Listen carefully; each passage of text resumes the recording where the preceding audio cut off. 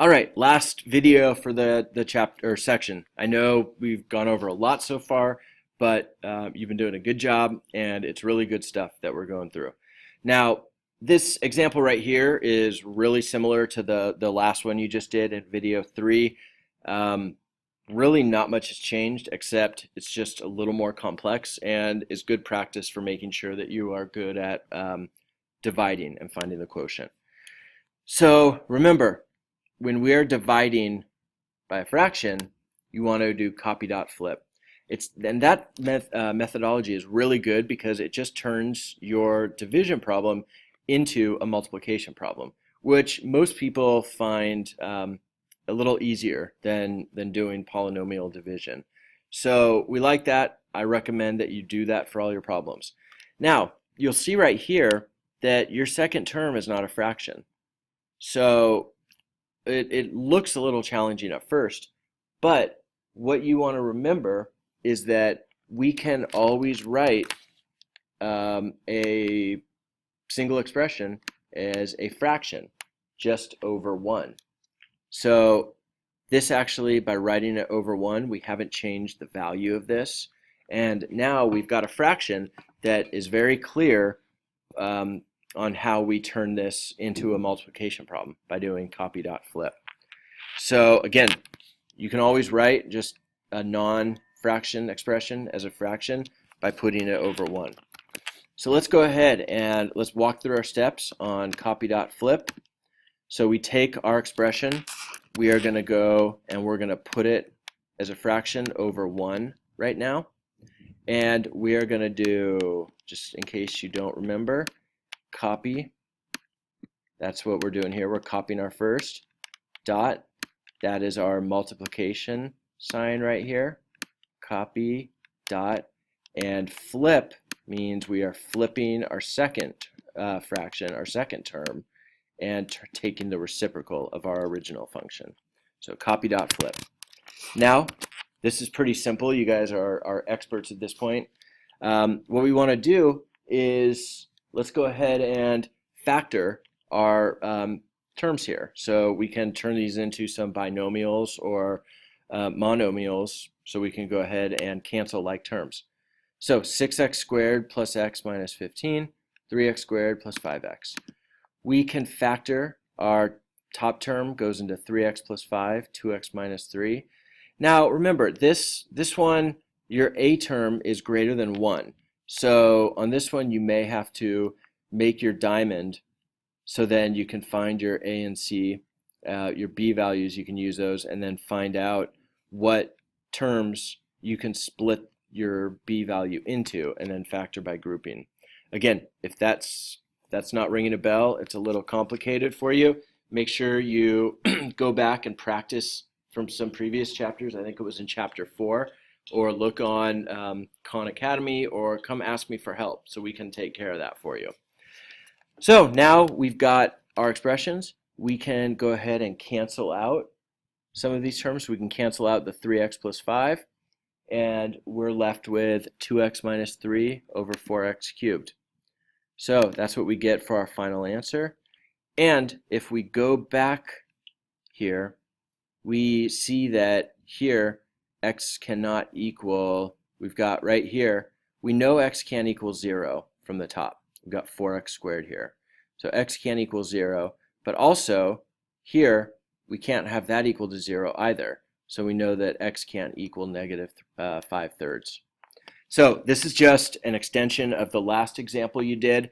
The only thing is it's a little more complex for factoring, but also making sure that when you have this single term here, you are comfortable turning it into a fraction and taking the reciprocal, flipping.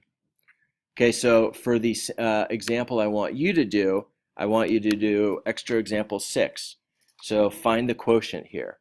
I want you to make sure that you are comfortable flipping this term, this expression right here that does not have a denominator. I want to make sure you're comfortable doing that. And I want to make sure you're comfortable factoring something that's a little more complex.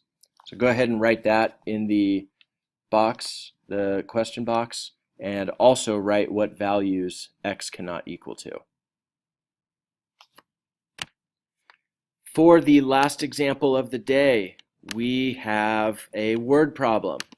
Not too complex, but just taking all the skills that we learned today and applying them in a word problem situation.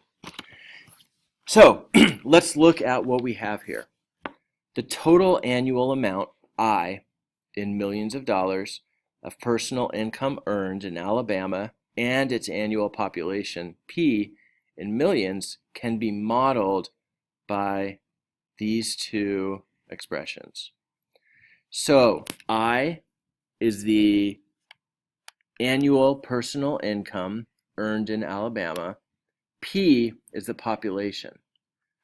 So we've got this right here is income, and write it right here, income and population. And remember, we are talking about annual population, okay? So we're talking about annual here. T represents the year, and T equals 1 corresponds to 2001. So what we can do is if we plug in, for example, T equals 1, we'll learn that the total annual amount of personal income earned in Alabama and its annual population. Okay, so that's what this tells us. Find a model for the annual per capita income. So per capita means per person.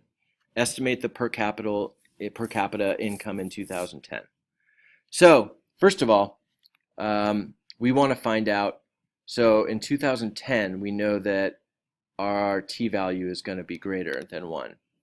Now if we take this right here, we know that in order to find the annual income per person, what we're going to do is take I and divide it by P.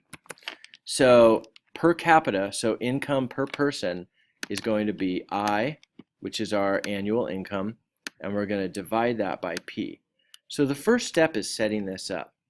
We want to make this right here is going to be our annual income, because we know that I is our total income, and if P is the number of people, then we just have to take the total income divided by the number of people.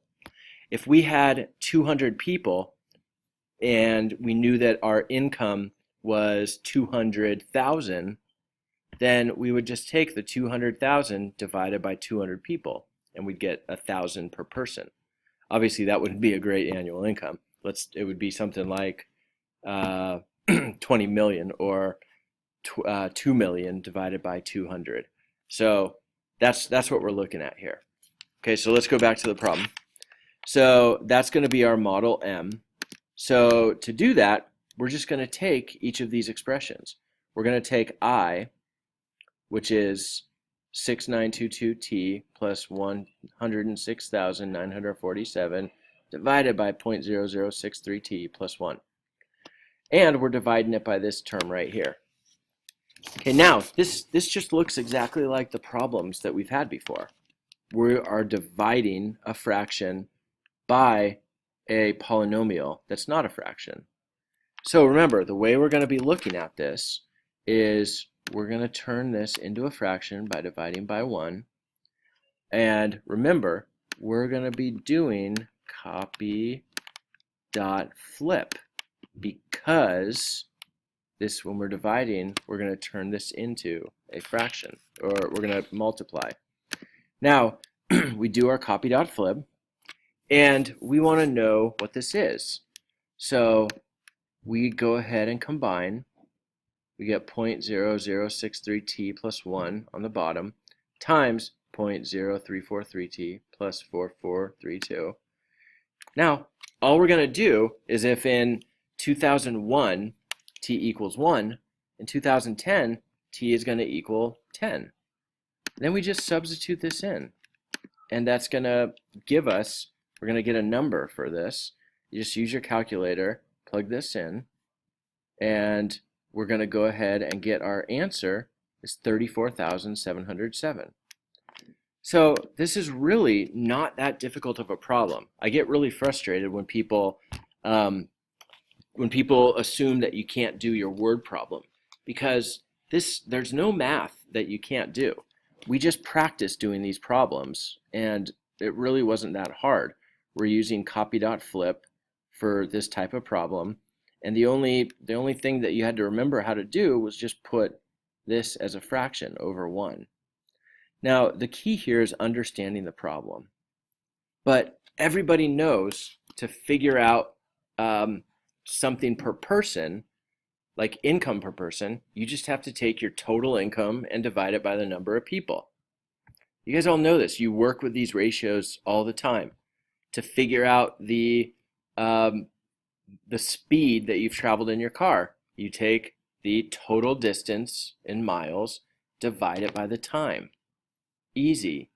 To figure out, if you work in a job, to figure out your hourly salary, you just take the total amount you got paid and divide it by the number of hours you worked. It's really not that hard. So please, when you see these types of problems, really read and try to understand it, and then just persevere a little bit. Put some effort in, and you'll be just fine in it. All right. So what I want you to do is give a word problem here a shot. So here's another type of problem. Look at, we've got an annual amount. So the total annual amount, I, okay, here's your total annual amount of income earned in a town. So I is the income in a town. P is its population.